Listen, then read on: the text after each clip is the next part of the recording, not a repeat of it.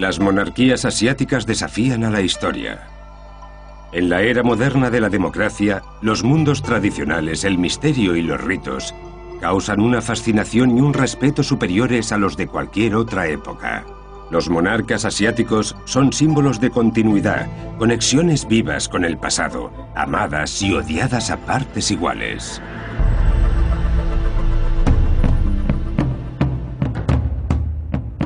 Las familias reales parecen un anacronismo, reliquias de tiempos antiguos. Y aún así captan a sus súbditos con un aura que no logran para sí los políticos, por mucho que lo intentan. No hay mejor ejemplo para esto que Camboya, donde la majestuosidad y el esplendor de los grandiosos reyes de Angkor siguen pesando sobre los líderes modernos. Son el símbolo de la nación. Sin ellos, seríamos como un ser humano sin corazón. La adoración al rey ha sido y sigue siendo la base del Estado moderno de Camboya. El rey es como el agua y los camboyanos son los peces. No pueden vivir por separado, dependen unos de otros. En los últimos años, Camboya ha vivido bajo el dominio de un solo hombre, Norodom Sihanouk, cuya carrera más bien parece un libro de ciencia ficción. Rey primero, príncipe después, primer ministro y director de cine, rey de nuevo y ahora rey padre. Cuando estás tanto tiempo en el poder, te vuelves corrupto y un dictador.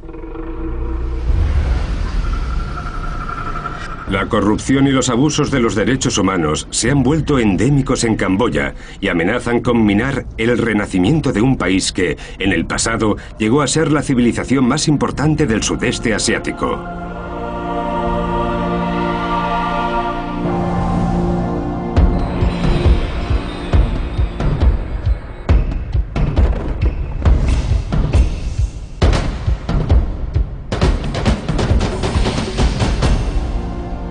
Monarquías asiáticas, Camboya.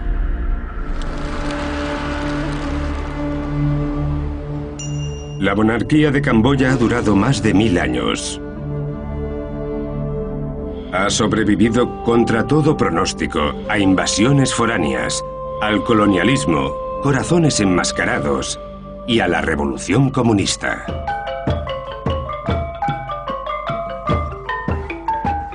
Cuenta la leyenda que Camboya se formó tras el matrimonio entre un brahman indio y una princesa camboyana cuyo padre era un rey dragón. El brahman lanzó una flecha mágica al barco de la princesa y el miedo de esta fue tal que aceptó casarse. El rey dragón secó entonces las aguas del reino como regalo de bodas y lo llamó Kambuya. Los reyes de Camboya pueden rastrear sus orígenes hasta esa pareja mitológica, y la influencia de la India y los extranjeros en general es un hecho probado en la historia camboyana. La idea de que el rey está relacionado con Dios y de que solo él es capaz de tomar las decisiones correctas por y para su pueblo se desarrolló ya en tiempos antiguos. El rey es quien gobierna. Este hecho se basa en la cosmología, procedente de las creencias indias. Por eso creemos que el rey es Dios, no el Dios del cielo, sino el Dios de la tierra.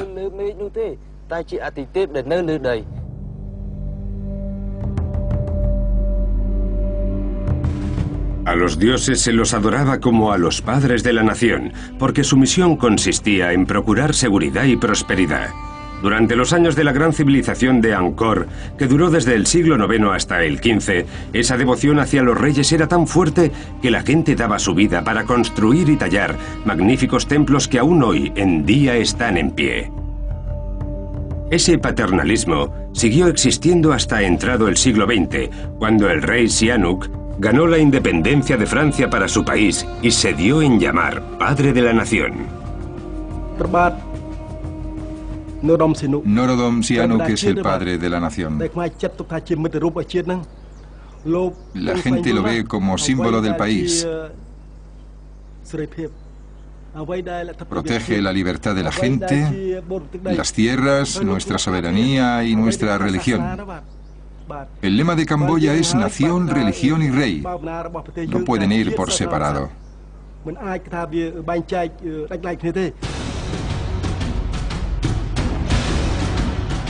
A Sihanouk lo derrocaron en un golpe de estado de 1970 que puso en el poder a los Khmeres rojos.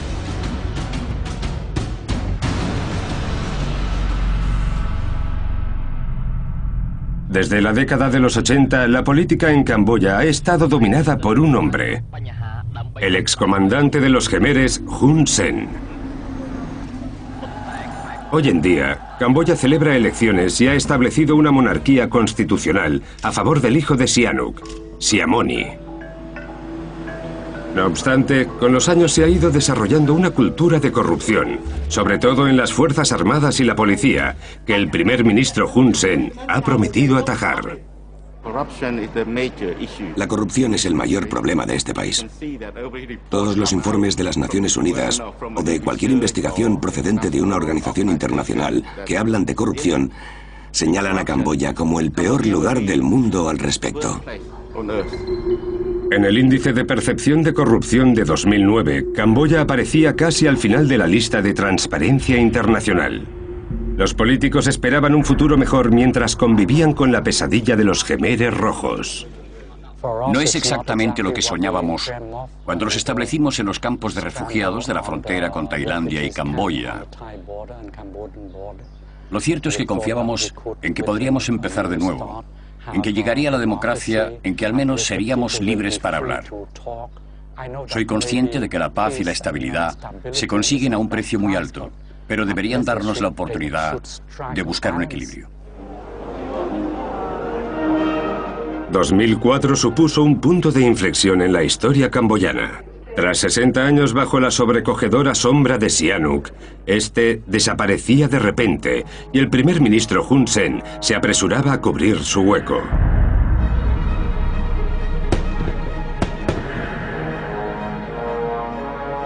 El hijo de Sihanouk, Sihamoni, sigue siendo la conexión viva con los dioses de Angkor Wat y los cientos de templos que aún existen hoy en día.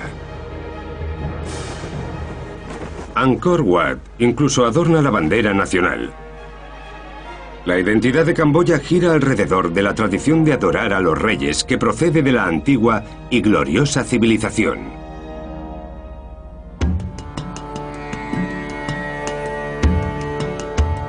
Durante los últimos 1000 años, los camboyanos han venerado a sus reyes como representantes de Dios, pero hay controversia sobre si descienden directamente del cielo o no. Creo que muchos de los académicos actuales no aceptarían el argumento de que el rey era un dios. Pero sí que el rey representaba una especie de potencia espiritual de una deidad particular, que el rey era sagrado en cierto modo y que, en concreto, los gobernantes muertos y los miembros fallecidos de la familia real se representasen como deidades en los templos. En el imaginario camboyano, el rey representa a Dios por el derecho que el brahmanismo nos enseña sobre lo que llamamos Devaraya. El Devaraya puede transformar un rey en un dios. El brahmanismo era el concepto de adoración al rey que se había importado de la India. El Devaraya era una ceremonia de adoración a Dios que solo podía celebrar el rey.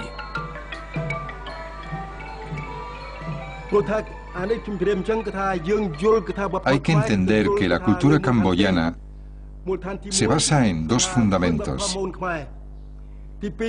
Uno, la cultura Khmer. Y dos, la cultura india. Nosotros seguimos su cosmología. Es una simbiosis.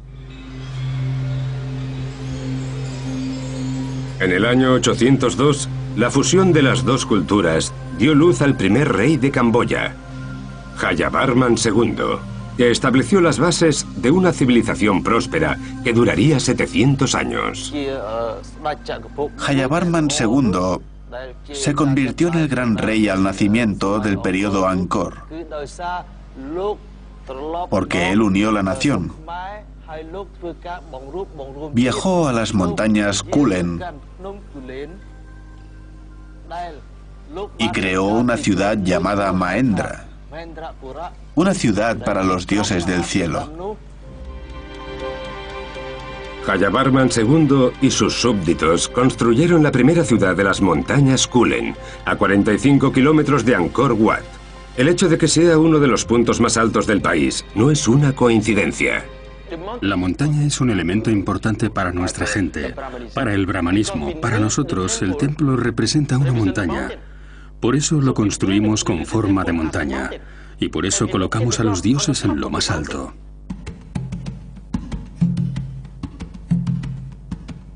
Todos los reyes que han seguido a Jayavarman II quisieron colaborar con su éxito, construir a un nivel mayor, templos más grandes, honrar a Jayavarman como fundador del reino.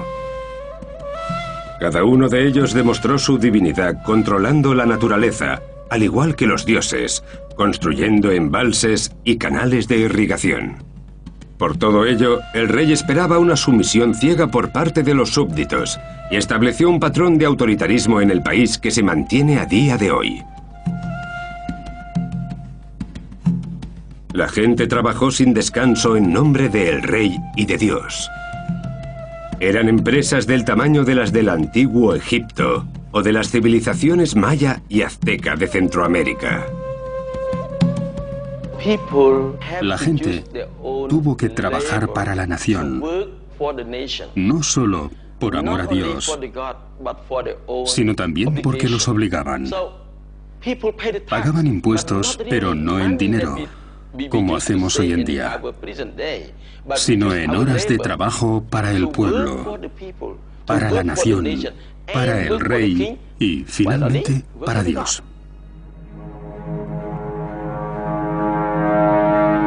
Esta grandiosa construcción culminó con el magnífico Angkor Wat, un templo del siglo XII dedicado al dios hindú Vishnu y que se construyó durante el reinado de Suryavarman II. Se cree que trabajaron en él 300.000 personas durante los 40 años que llevó construirlo.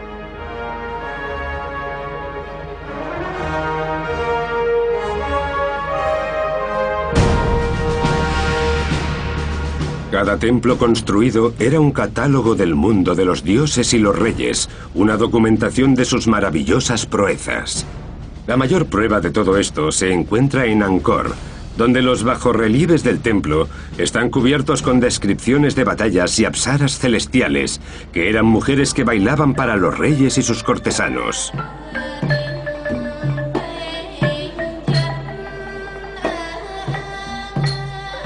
Una tradición que se ha mantenido con el paso del tiempo, aunque en la actualidad las apsaras bailen para turistas, además de para los reyes.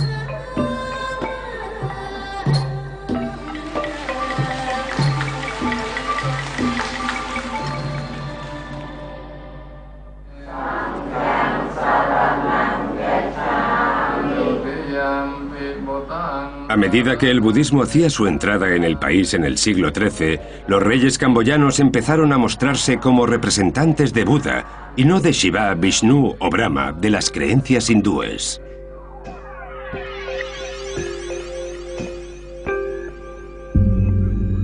El primer primo de Suryavarman II, Jayavarman VII, ha trascendido en la historia como el mejor de los reyes Angkor y se llegó a pensar que era el primer rey budista. Sus proyectos de construcción de templos eran a grandísima escala. Respuesta directa ante la invasión del Imperio Champa del actual Vietnam en 1177.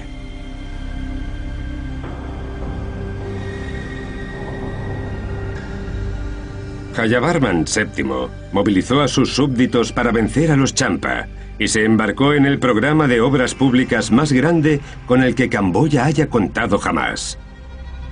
Fue el clímax de la adoración al rey. Jayavarman II dijo: el dolor del pueblo es el dolor del rey. La civilización de Angkor vivía esplendorosamente, y los templos majestuosos y los extraordinarios puentes, carreteras y escuelas daban fe de ellos. Durante su reinado, el rey Jayavarman VII pidió al pueblo Jemer de su generación que cuidase de los templos, ya que no eran solo para él, sino para todo el mundo. No es solo un templo, representa la prosperidad y la cultura de Camboya.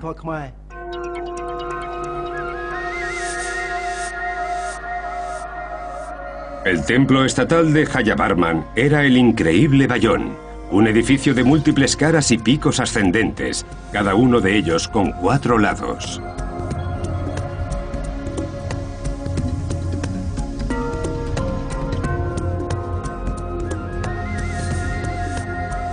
Algunos creen que estas son representaciones del mismísimo Jayavarman.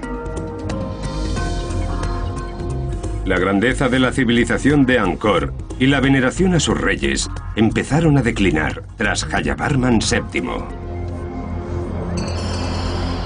La guerra entre sus vecinos, las actuales Tailandia y Vietnam, terminaría por dominar Camboya hasta la llegada de los franceses al final del siglo XIX.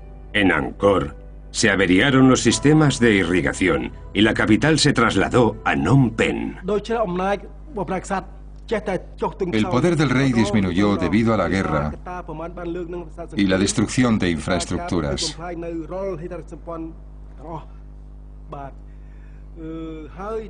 Muchas personalidades eruditas terminaron como rehenes en calidad de criminales de guerra.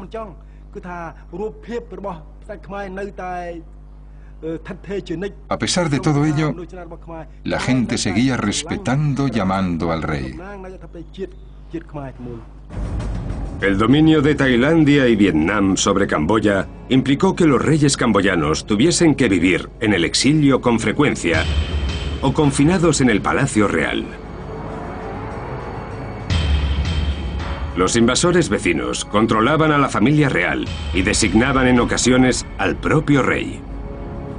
Camboya estaba a punto de perder su dinastía e incluso su territorio.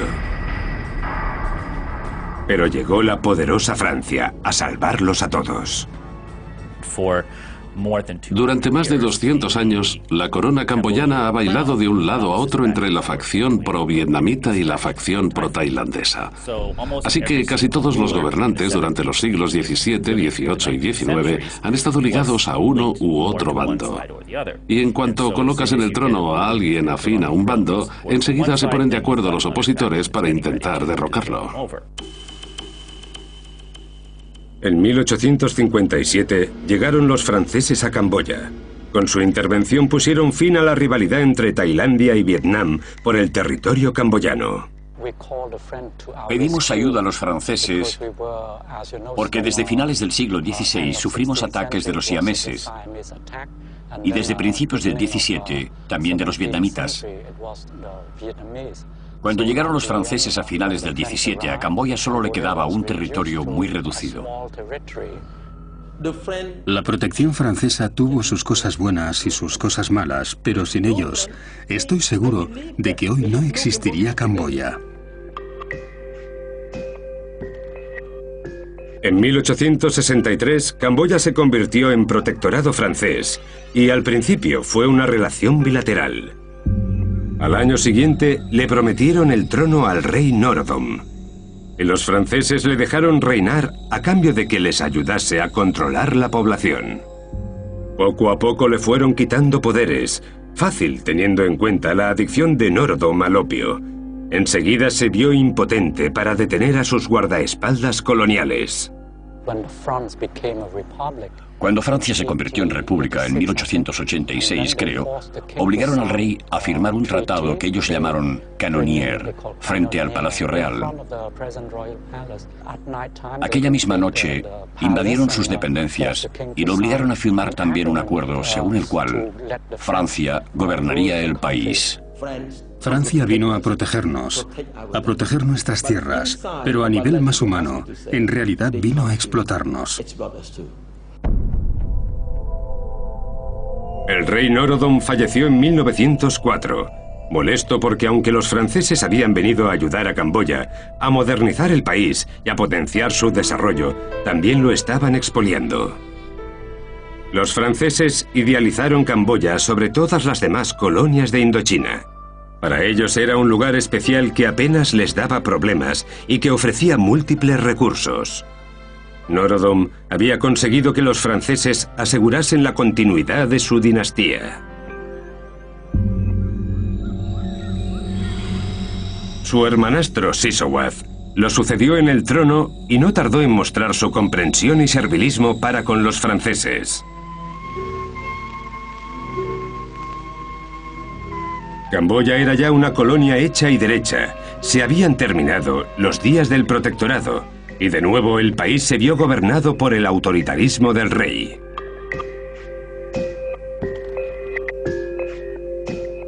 Sisowath falleció en 1927.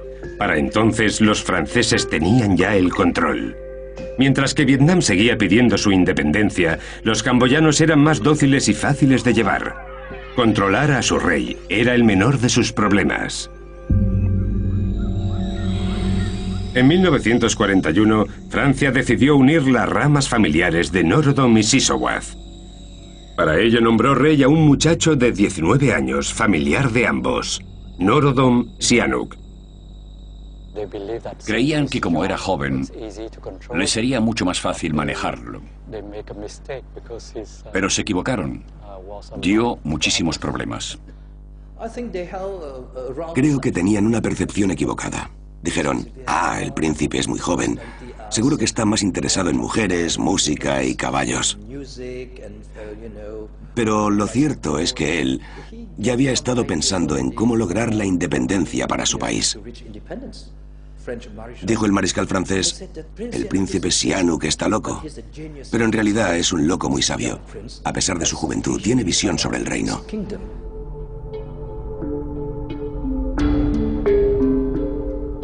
Los franceses habían designado para el cargo a alguien que se convertiría más tarde en un héroe nacionalista y que controlaría la vida política de su país durante los 50 años que siguieron. Después de la Segunda Guerra Mundial, los franceses entraron de nuevo en Camboya tras haber perdido contra las fuerzas ocupantes japonesas. Se celebraron elecciones por primera vez y el Partido Democrático diseñó una nueva constitución que separaba al rey Sihanouk del proceso político. El monarca no se lo tomó muy bien e inició un largo proceso de captación de votos en contra del gobierno francés. Los franceses garantizaron una nueva constitución para el país, en donde se adoptaba e implementaba la monarquía constitucional. Pero aún así, dada su personalidad, Norodom Sihanouk seguía llevando el control de la vida política.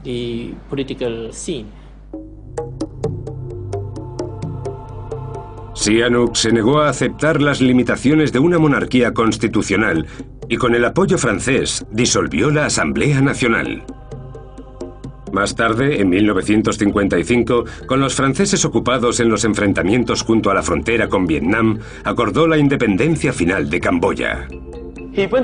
Se marchó al campo y trabajó para la gente. Quería actuar como habían hecho los reyes del periodo Angkor. Trabajó con la gente para obtener más poder, como Jayavarman VII. En 1955, en solo 12 meses, Sihanouk persuadió a los franceses para que se marcharan. Proclamó la independencia del país, abdicó, formó su propio partido político y se convirtió en primer ministro. Un guiño a la monopolización del poder. El culto a la personalidad que habían iniciado los reyes de Angkor estaba de nuevo en auge. Sihanouk siempre ha pensado que conoce Camboya mejor que nadie, y cuando se celebraron las elecciones, tras un proceso político como el que tuvo lugar, él ya sabía cuáles iban a ser los resultados. De no haber salido las cosas como él esperaba, ya se le habría ocurrido la manera de anular las votaciones. Esa era su idea. La gente considera al rey Sihanouk el padre de la independencia. Y yo creo que supo lidiar con una parte complicada de la historia del país sin que hubiese derramamiento de sangre entre Francia y Camboya. Durante las elecciones de 1955 se perdieron urnas electorales, se acosó, supuestamente, a líderes de la oposición y se cerraron los periódicos más críticos. Un ejemplo de la política autoritaria que todavía gobierna Camboya hoy en día. Sin embargo, Sihanouk fue un hombre querido por su pueblo y Camboya vivió de forma relativamente acomodada. Entre 1964 y 1965 fuimos más ricos que Singapur. Por eso nos echaron el ojo las gentes de los Jemeres Rojos. Los acontecimientos que tuvieron lugar en la década de 1960 en los países vecinos amenazaron la estabilidad camboyana. En un acto de valentía, Sihanouk declaró que Camboya sería neutral en la Guerra Fría. No obstante, estuvo al borde de caer en el comunismo por la influencia que ejercían China y Vietnam del Norte. Creo que los estadounidenses lo acusaron de ser el príncipe rojo. Pero tenía que mirar por los intereses de Camboya, no por los de otros bandos, los comunistas o los Estados Unidos. The fate of our homeland, they don't mind about it. They are more patriots for dollars than for Cambodia. En 1963, Sihanouk dio un gran paso. Cortó la ayuda económica de Estados Unidos y se alió, o eso pensaron ellos, con el bando comunista. Cada vez que alguien abre el debate sobre Sihanouk, siempre sale la palabra voluble. Solía usarse para hablar de él porque era voluble. Todo el mundo, incluso los observadores más afines a la era Sihanouk y su política, tienen que reconocer que, con su fuerte carácter, personalizaba cada insulto, cada desaire. Hizo difícil lo más fácil. Sihanouk consiguió mantener buena relación con los exocupantes y en 1966 el presidente francés, Charles de Gaulle, honró a Sihanouk con una visita de Estado a Camboya. Le gustaba verse como un hombre de Estado, alguien que infundía respeto y que era capaz de jugar con los más mayores del patio. Pero no tenía temperamento para tal cosa. No sabía contenerse cuando era necesario. Tras un momento dado, creo que cada vez menos gente lo tomaba en serio.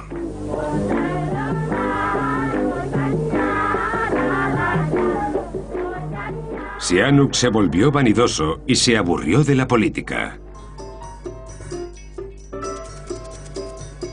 Un buen día, decidió dejar a un lado su carrera de rey y ex primer ministro y concentrar sus energías en dirigir y protagonizar largometrajes. Solía leer prensa extranjera y en algunos artículos se mencionaba a Sihanouk por su nombre y en otros lo llamaban Playboy. Por aquel entonces no estaba muy seguro de lo que significaba Playboy. Suponía que se trataba de un chico al que le gustaba jugar con muchas cosas. Y mientras Sihanouk jugaba a ser una estrella de cine, a finales de la década de 1960, la guerra de Vietnam amenazó con salpicar también a Camboya. Los estadounidenses se vieron en problemas en Vietnam, donde Camboya apoyaba a los vietnamitas del norte y al Vietcong. Pero los americanos necesitaban que cesase ese apoyo camboyano y solo tenían una opción. ¿Cuál? Derrocar a Norodom Sihanouk. En marzo de 1970, durante un viaje de Sihanouk al extranjero, el comandante militar Lon Nol inició un golpe de estado contra el gobierno. Mucha gente, incluido el propio Sihanouk, creyó que dicho golpe militar estaba respaldado por la CIA. The Lon Nol Yancer, they were very ambitious. Lon Nol wanted to replace me as a head of state, and the Lon Nol Yancer, since they were very corrupted, they wanted to be more corrupted without being disturbed by the blames from Sihanouk, etc., etc. So they decided together, Lon Nol, Serimata, Nixon and Kissinger, to wipe me out. No creo que el general Lon Nol hiciese algo semejante sin el apoyo de Estados Unidos. Es cierto que algunos diplomados estadounidenses me dijeron que ellos no estaban al tanto, y les creo. Pero en Estados Unidos hay muchos centros de poder. Quiero decir, el Departamento de Estado no tiene por qué saber lo que hacen la CIA o el FBI por su cuenta. Mientras Sihanouk y su padre, el rey nominal, se refugiaban en China, los aviones de guerra estadounidenses dejaban caer 10.000 toneladas de bombas sobre Camboya con la esperanza de borrar de la faz de la tierra al Vietcong.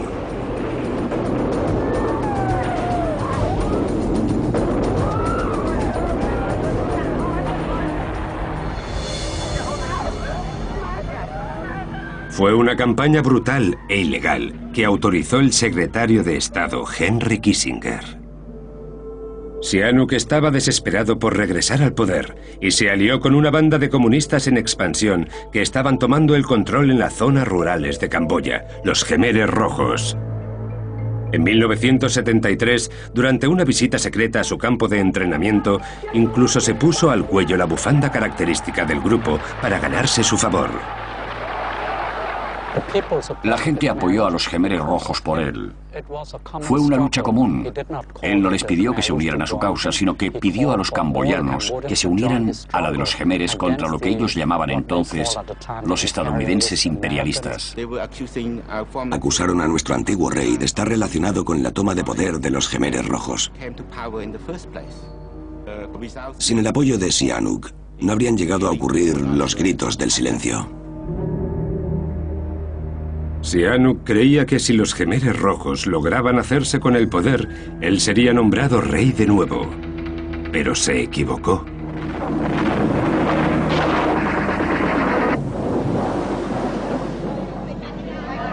El 17 de abril de 1975, los Khmeres Rojos invadieron Phnom Penh. Estaba jugando al fútbol con otros niños y había mucha gente corriendo por las calles. Se oía, vienen los Khmeres Rojos, vienen los Khmeres Rojos. Vi llegar los tanques, se formaron en círculo. En lo alto había niños también, pero iban vestidos de negro. Tenían la faz muy seria y estaban armados. El 17 de abril de 1975 yo estaba en Phnom Penh. Había visto ya a los Khmeres Rojos en la ciudad. A mi familia le dijeron con un altavoz, ¿les importaría irse al campo unos 3 días? Solo serán 3 días. Se acercan a Phnom Penh aeronaves estadounidenses y van a lanzar bombas sobre la ciudad. Pero no fueron 3 días, ni siquiera 3 años. Fueron casi 4 años. Los Khmeres Rojos declararon que Camboya había entrado en año cero y que habían terminado sus 2000 años de historia. También dieron por erradicados el dinero, los mercados, la educación, la religión, los libros y la propiedad. Podría decirse que fue la revolución comunista más radical y mal concebida de la historia de la humanidad. Al ver que sus esfuerzos habían sido en vano, Sihanouk se sintió traicionado. Lo arrestaron en el Palacio Real. Phnom Penh, por aquel entonces, no tenía habitantes, así que nadie salió a mostrarle apoyo, y a la gente que estaba escondida en el campo tampoco pudo verla. En muchos camboyanos aún perdura el sufrimiento y el horror de los campos de trabajos forzados. Echo de menos mi niñez. Crecí en tiempos de guerra y nunca fui realmente un niño. No tuve juguetes con los que jugar. No tuve una familia de verdad. No tengo padres, ni hermanos o tíos a los que llamar. Ahora mismo, cuando miro a mi alrededor, veo una sociedad nueva, con familias y me afecta.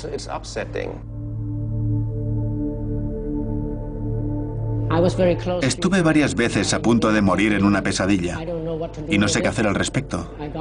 Me levanté en medio de un sueño y me ahogaba. Ya me ha pasado 2 veces. Una de ellas estuve a punto de ahogarme de verdad. Casi me muero.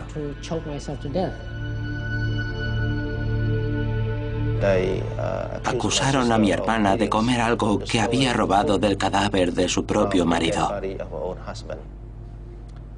Para demostrar que era cierto, la llevaron al hospital y la operaron. La abrieron en canal y falleció.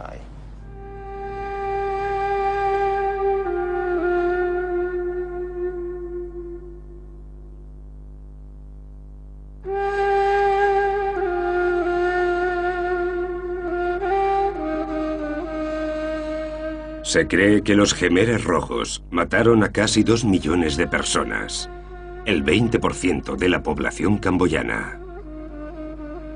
Fue un genocidio a gran escala.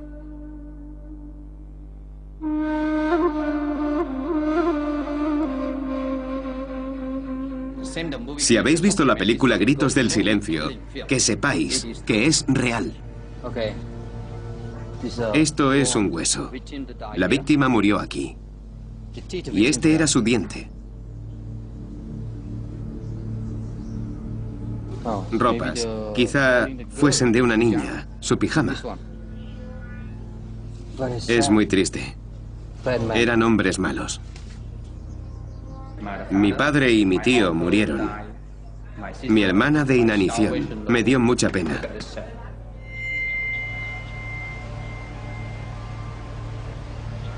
La gente de Camboya y mi familia seguimos enfadados. No podemos olvidar.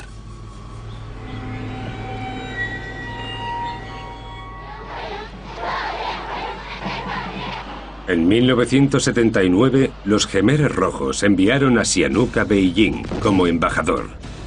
Mientras, los vietnamitas invadieron Camboya con la intención de derrocar a los Jemeres, quienes huyeron hacia el campo.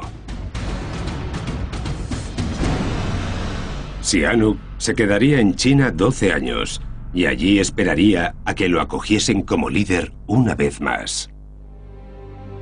Muchos camboyanos dieron la bienvenida a las fuerzas vietnamitas por haberlos liberado del régimen del genocidio.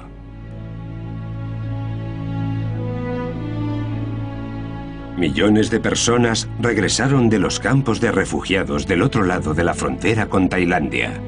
Todos ansiaban un nuevo comienzo, pero se encontraron un país al borde del desastre.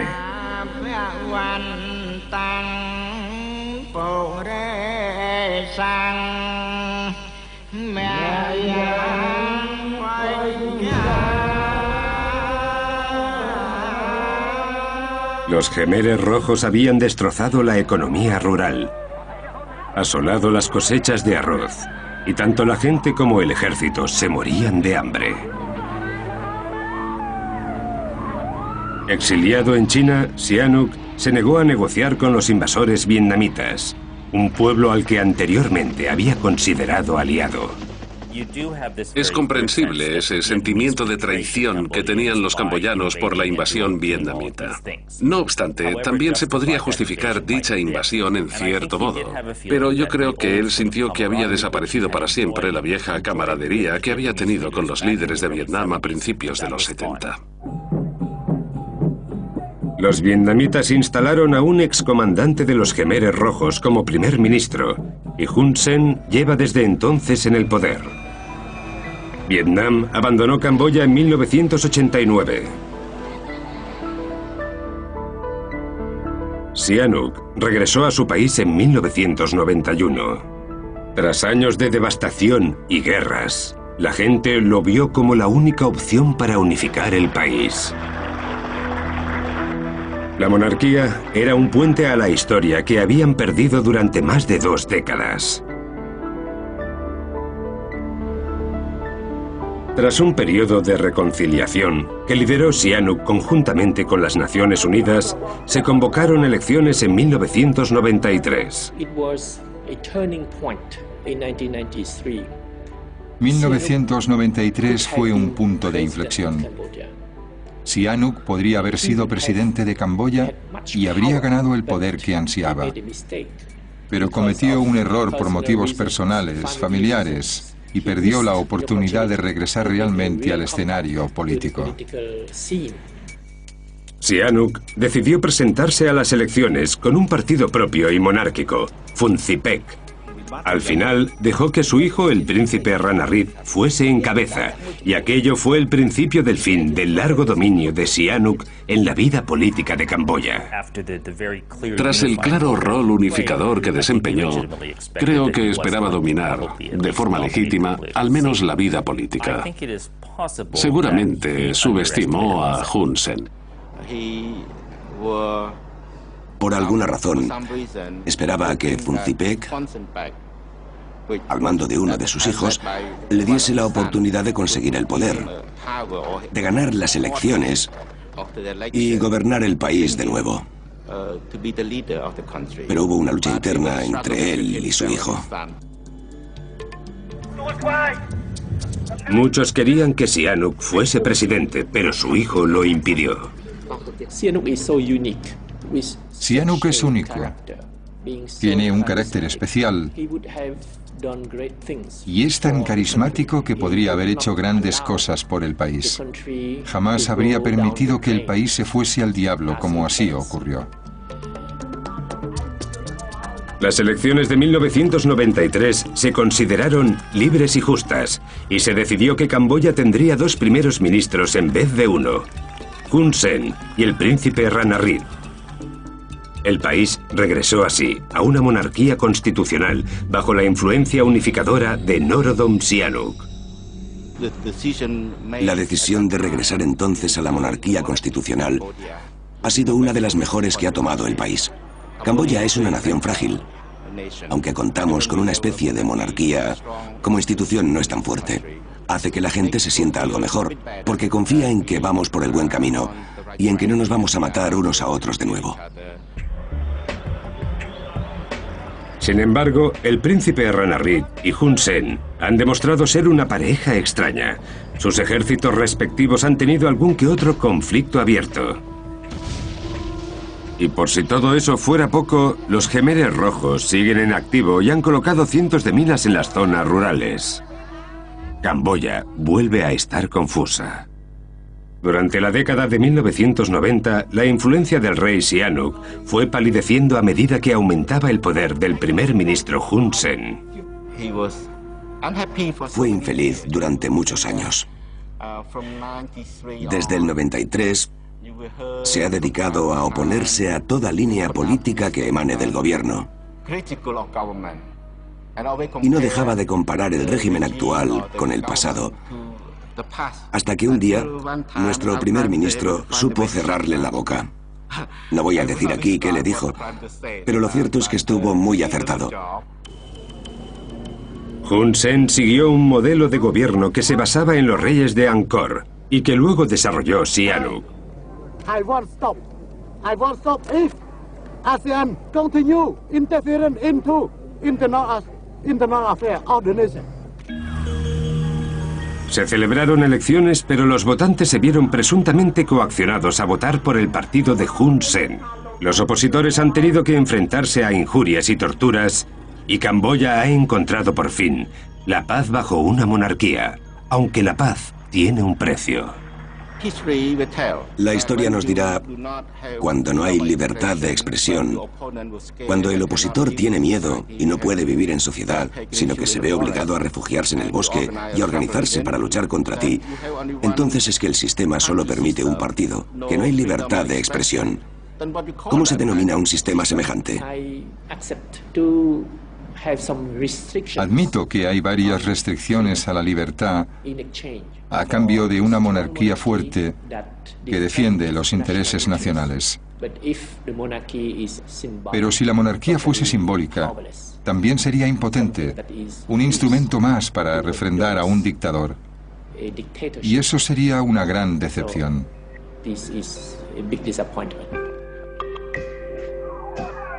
Hun Sen fue consolidándose en el poder, mientras que en 2004, Sihanouk sorprendía a propios y extraños al abdicar de forma repentina, a favor de su segundo hijo, Sihamoni, de trayectoria intachable ante la corrupción política que asolaba el país.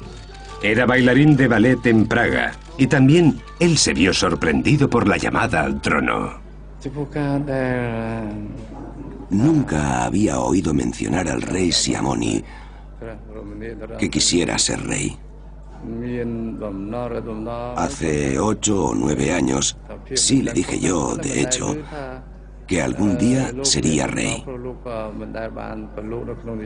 Pero carecía de ambición política. Lo que le gustaba eran la religión y las artes. Fue un golpe para el país. Sihanouk no había advertido a nadie de su decisión y parecía un acto impulsivo en alguien que siempre se había caracterizado por intentar, a toda costa, conseguir poder para él mismo. Ahora, sin embargo, estaba pensando en el futuro de su país. Cuando abdicó pensó que era la mejor solución. Si él moría, no sabría qué ocurriría después. Y de este modo garantizaba la paz y la estabilidad. Para él fue una especie de transición. Tuvo que ser difícil ocupar su lugar. Porque para la gente era un rey dios. 2004 marcó un punto de inflexión en la historia de Camboya. Fue el comienzo de un futuro sin Sihanouk.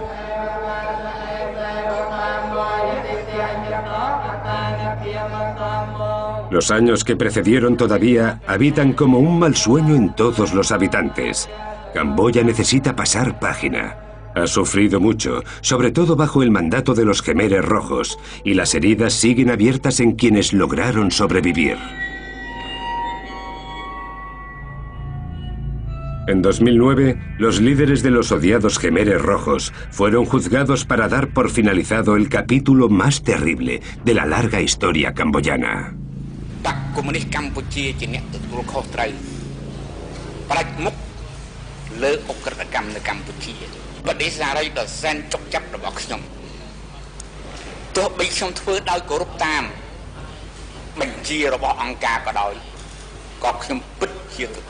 El juicio supone una base sobre la que avanzar para Camboya, sobre la que decidir su propio futuro. Es un proceso y un juicio final por los crímenes cometidos en tiempos de los Khmeres Rojos, a partir del cual todos los camboyanos y camboyanas tendrán que decidir qué hacer al respecto. Algunos quizá quieran una comisión de la verdad, otros un informe, otros querrán celebrar una ceremonia budista y quemar los huesos. Incluso puede haber quien quiera un desfile, quien prefiera el reconocimiento público en la capital provincial, donde una placa desvele cuánta gente murió en verdad. Camboya va aceptando su historia. Desde el esplendor de los Angkor hasta las maniobras de Sihanouk. Los Khmeres disfrutaron de un sentimiento innato de grandeza, como reflejo de la majestuosidad de sus reyes. El pueblo camboyano ha superado numerosas generaciones. Podemos hablar de comunistas, o de monárquicos, o de republicanos. Hemos pasado por todos esos estados. Somos un pueblo de gran experiencia. Lo que nos preocupa, lo que queremos, es la paz.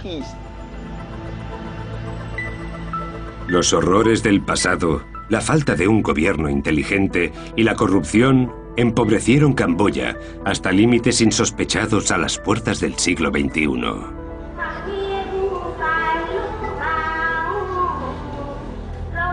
Pero es una nación que se está recuperando, con orgullo, con elegancia y buen humor, unida bajo la figura de su adorado rey.